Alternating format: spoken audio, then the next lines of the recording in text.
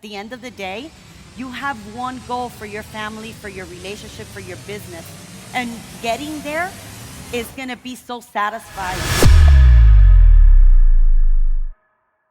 Hello, everybody. Thank you so much for having me here again, Amy and Ryan. I'm so honored to be able to be on this stage with all of you, giving you all the knowledge and advice that we could give you. Bobby and I have gone through some ups and downs, and we love to be able to give our value back to everybody that wants to take it and run with it. So thank you, Ryan and Amy, and you guys that are here wanting to grow, get all the information that you could get so that you could take it home and do it yourself.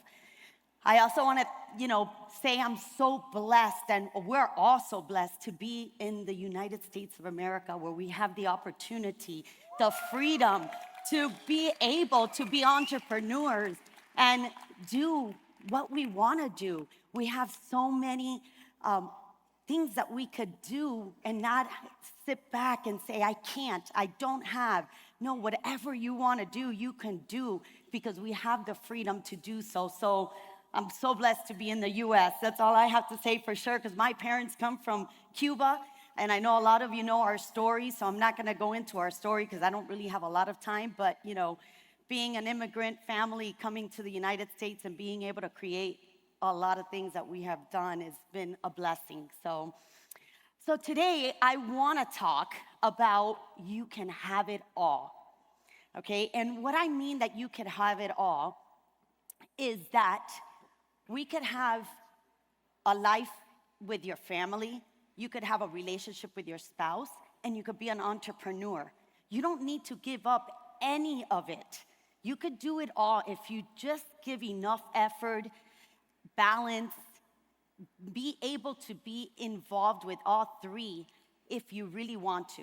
And Bobby and I are such a living proof of it. Bobby and I met when we were 18 years old. I was 18, he was 22, with $0, zero knowledge, dropouts from high school. And we were able to maneuver all three without even noticing that we were doing it. And I get a lot of people ask me, I can't be a mom and work. I can't be a wife and be a mother and be an entrepreneur. I can't be a husband and be at my kids' schools and be at their activities. Well, that's because you don't want to. That's because you're not giving the chance to be able to do all three. And I have three pillars that I always go by in life. And that's the way that Bobby and I have been able to get through it for 33 years. And we started doing it without even noticing it. It was just survival. We had to do it because there was no other choice. So I really want you guys today to pay attention to these three pillars that I'm going to talk about, that you're able to use for your life, all three lifestyles that you have. Remember, you have family, you have a relationship with your spouse, and you have your business life. And all three of them need to be ran by these three pillars that I'm going to talk about. And there's, it's on there. So communication, compromising, and romance, and / edifying. Because you can't be romantic in your business life, but you are with your children, right? But I really want you to take a note of this. Your family, your relationship with your spouse, and your business life. Very, very important, because if you're not 100% with all three of them, you cannot be the best at that one that you think that you're the best. And for a lot of us, we think that we're the best CEOs, we're the best entrepreneurs in life. But when any of these three are not at 100%, you're not giving it 100%. You can't be, because that back conscious, you're either, oh my God, I'm missing my kids. I didn't go to his game. I didn't go see them do their competition. My wife, I didn't take her out on a date. My husband, I didn't spend time with him. So trust me, you're not 100% if you're not 100 with each of these three life that you have. You have three lives that you're going to be living. Now, let's talk about communication, which is one of the hardest. And speaking to a lot of you ladies in the women's Apex back that we had in April, this was a big one for us. We talked about this a lot. Communicating with your family. How do you communicate with your family? When you have children, a lot of people tell me, well, you know, I don't need my kids knowing about my business, or I don't want my kids to be, you know, they need to go to school. They don't need to know about anything that's happening. But your kids have voices. Even when they're little, even when they're, you know, they want to do things that, you know, they're always fighting against what you don't want them to do. But they need to have a voice. You need to have some communication so that they can know later on in life how to be able to create this legacy that I know all of you in this state, in this audience, want to have a legacy for your family. Because if not, you wouldn't be here. You wouldn't be caring about your business growing, about growth for personal growth. So it's very important that when you communicate with your children, that you allow them to express who they are, what they want, what they need. We started sitting down with our children a little too late, I would feel, because I didn't know about this. But when they're little, 10 years old, they already have a mind of their own, and they already know things that they want to do, what they don't want to do. You got to explain to them how daddy and mommy are not going to be here Monday through Friday all day long, because we're creating something that we're leaving for you. So it's very important that you express that you communicate with them so that they could understand, and let them give you their communication. Hey, you know what, I don't want to stay with the nanny today. I really would like to stay at aftercare, and whatever it is, it doesn't matter, but communicating with your children so that they can know what you're doing for them, showing them that you are out there hustling because you want to create a legacy for them. Your relationship, when it comes down to your spouse, your good, your bad, your wants, your needs, that is so important. Bobby and I have been communicating about everything since we started, and it's not fun sometimes. We're communicating about something that maybe I don't want, or he likes it and I don't like it, or I want something to change and he doesn't want something to change. It's not always easy, but when you communicate and you're truthful with each other and you're so transparent, there's nothing that could go wrong, because you both know what you want out of this relationship. You both know where you're going with this relationship. So there shouldn't be any kind of course, you're going to still have arguments and you're going to have disagreements. I'm not talking about that. But if you communicate on a constant basis, do you know what that feels like? You know that you hold in so much when it comes down to having a relationship, and you're like, oh my God, how do I say this? How do I do this? He's going to get mad. She's going to get mad. It's okay. But if you communicate, you're going to be able to know exactly what you want out of this relationship. And then in your business life, you have business partners, you have affiliates, you have employees, you have so many people that you have to deal with. But if you're communicative with your company, you are one of the best leaders, because a leader communicates, is transparent, is very truthful about what this is all about. It's your business. You know what this business is supposed to go. Where are you? Where's the vision of your business? If your employees / partners don't know what you want, how can they get there? So being very communicative with your employees, with affiliates that you're, working with, a business partner that you're with. It could be your spouse, it could be your brother, it could be a person you just ended up, having a business with. But having that open communication all the time. You don't communicate just one day. Maybe in a week, you communicate 2 or 3 times about something that's going on. And maybe you don't. Maybe there's sometimes that you only need to communicate once a week, once a month, whatever it is. But being an open book, being transparent about communication in all 3 aspects of your life is so important, because they all tie to one. Like I said at the beginning, if you're not good at one and you think that you're doing the best in the other, you're not. I could guarantee you, if you check yourself and you understand that if there's one of these 3 areas in your life that's not at 100, and you fix that one, you're gonna say, wow, now I'm the best at this. But it's very, very important to communicate. Good, bad, ugly, whatever it is, communication is a must. Now, once you communicate, what happens with that communication if you all can't come to an agreement? If you can't come to a balance to where you're saying, okay, I want green, you want yellow, how do we get purple? So you have to compromise. You have to have a balance with that communication. It has to be able to be together. So when you have a family and your son, your daughter, your whatever, your kids all want to do, they communicated what they wanted, you're really not in agreement with it, but you know that you have to communicate together. You sit down and you try to see how can we make this family union more balanced where we're all happy. Because one person can't be happy and the other one be mad and be in a good spot with your family. So it's a must that you come to a balance and realize, be open-minded to allow your children to have some type of input on what they want so that you could all be very well balanced. In a relationship, that one's a very hard one too.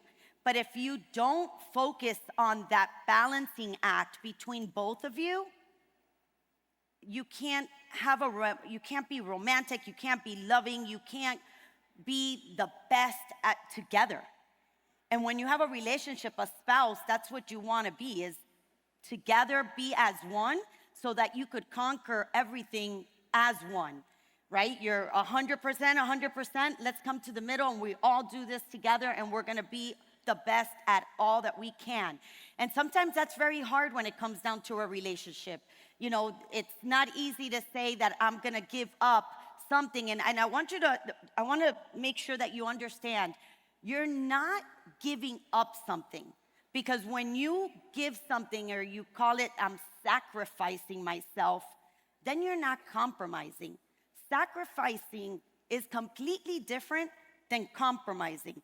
You're not giving something completely up, you're just bending so that you and your spouse could come to the middle and be able to get everything that you want accomplished.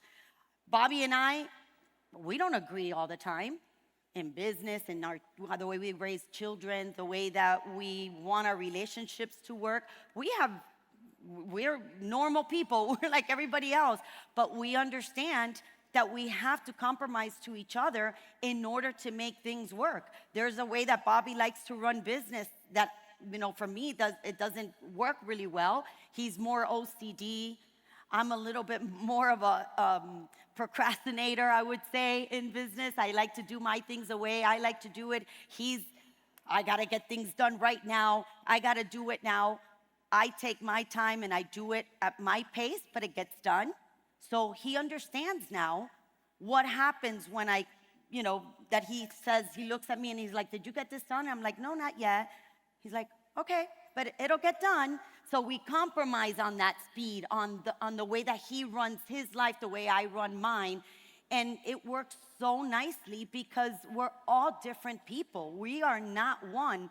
Like Pastor Keith said, we have fingerprints. And all of our fingerprints are different, right? So we need to learn that we have to compromise with each other. And when it comes down to business, you have to compromise with your employees, with your partner, with everybody that you're working with, because what happens is that when you have a team, that team is working at that level that you're not. So what you're telling them that you want done might not be the best way to get something done. They're dealing with the everyday, day-to-day task, the customer, the telephones, this, that. They know what's happening. So listening to your employees, to your partners, that this is gonna work better because I know that I tried it, so you need to compromise so that your business could grow. Leaders that listen and allow others to take that role are the ones that win the best. So always compromising is also great. When you communicate, you compromise, things happen. And then let's talk about romance and edifying. And when you have your family, of course, you're not going to be romantic with your family. So you're going to edify. Edifying, who in this room doesn't like to get edified? Be romantic with each other. It's a need, it's a want, you need it in order to live every day. We all love it. When your mom and your dad, when you're a little kid, they hug you, they kiss you, you're the best, you're the prettiest. Your grandmother's always telling you, oh my God, you're beautiful. Who doesn't love all that? When, everybody loves that. So making sure that when your family time, that you're edifying your children, that you're letting them know, hey, you're doing a great job. You went out to play your sports and you really did 100%. Even though that you didn't win that game, you really played your 100%. I love that. That was awesome. What you did in your room today, you cleaned your room. It was so great. Your room's spotless. Any little thing that you can edify your children with is awesome. Your family dynamics now becomes that your kids want to be around you. They love to listen to you. They're wanting to be involved all the time because now they're not just getting punished. Oh, you're this. Oh, you did that wrong. Why did you do that? You didn't do this. It doesn't work. When you edify them, even when they're doing, of course, if they're doing something completely wrong, they're going out there stealing, doing drugs, drinking, whatever, that's different. But on a daily basis, allowing your family all, and this is including your wife, you, your mom, your dad, your sister, your brother, your nieces, anybody, edifying them at all times, it's just makes everybody want to be a better person. When it comes down to your relationship, being romantic. And yesterday I spoke to somebody, I'm not going to say the name, that we were talking about them not having a romantic lifestyle in their relationship, and they've been married for a long time and they haven't gone on a date in so long. If you do not fertilize your relationship with romance, who wants to communicate? Who wants to be able to compromise when you're not giving me love, when you're not letting me know that I'm important in your life? Nobody wants to do anything. So being romantic in your life, making sure that you go on date nights. I have another slide that I talk about. I'm not going to have the time to do it, but going on a date night on a weekly basis, going on a vacation alone for a weekend, going away for a long trip with your spouse, giving that fertilizing to that relationship is very important. You cannot keep married. Like Bobby and I, for 33 years married, and we're still sex texting, love texting. We give each other a hug, a kiss. Every morning that we wake up, we give a kiss. When we go to bed, we say, we love you, babe, love you. Have a good night. We're always showing love to each other. Always remembering that time when you first met that spouse of yours. What was that feeling that you had in your stomach? Keep that alive. If you keep that alive, your whole entire relationship completely changes. And I know sometimes it gets hard. Bobby and I have gone through times where we're super mad at each other and we've allowed our, that fight to last days. This was a very long time ago. And we were like, then it's so hard. Who wants to go to the bed and hug each other or kiss each other or compromise or communicate? You can't. Being romantic with your spouse is extremely important. So important.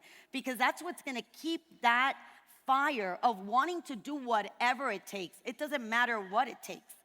That you're going to fight for that marriage because you know that you love each other. You're reminding each other on a constant basis what you mean to each other.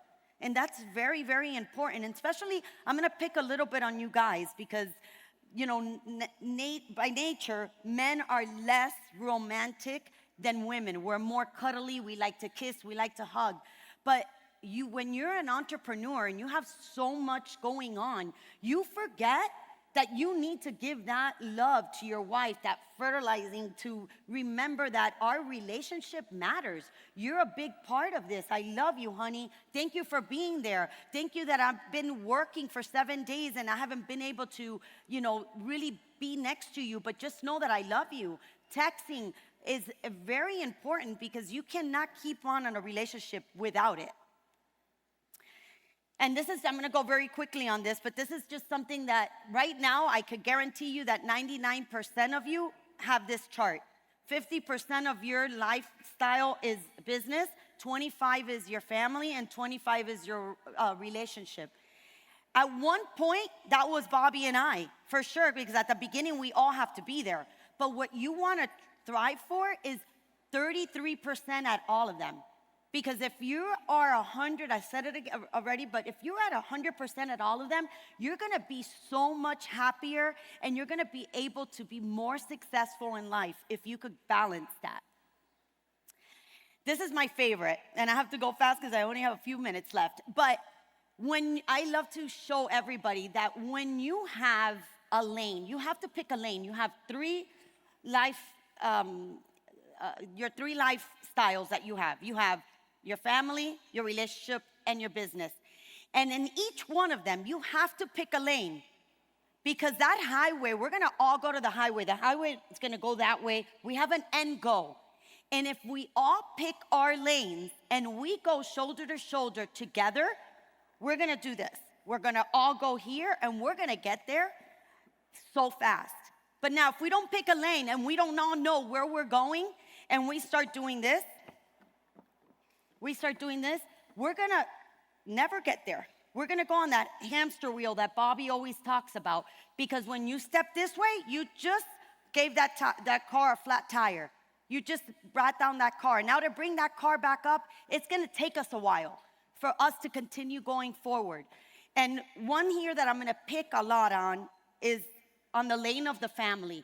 When a woman wants to be a housewife, which is one of the hardest careers that I could ever, that I say that it's the hardest because it doesn't have a manual, it doesn't have a business plan, and you're there 365 days and 24/7.